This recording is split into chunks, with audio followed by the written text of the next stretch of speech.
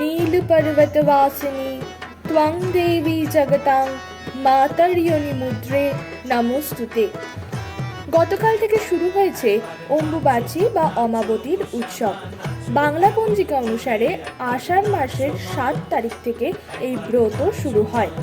বাংলা প্রবাদে কথিত রয়েছে, কিসের বার কিসের তিথি আষাঢ়ের 7 অম্বুবাচী।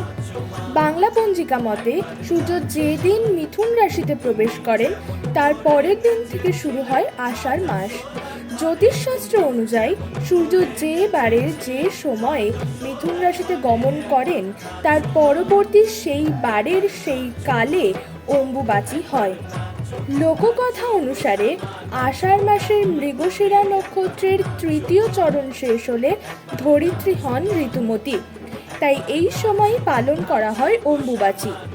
আমরা জানি কোনো নারী রজস্বলা হলে তখনই তিনি সন্তান ধারণের জন্য উপযুক্ত হন।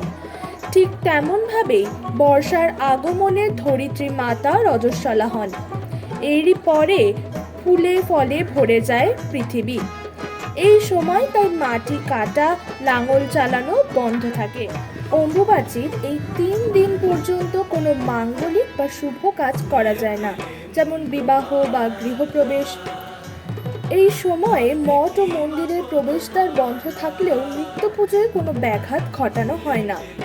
এই 3 দিন কামরূপ কামাখ্যায় বিশেষ পূজা করা হয়। সমস্ত দেবী মন্দির বন্ধ থাকে।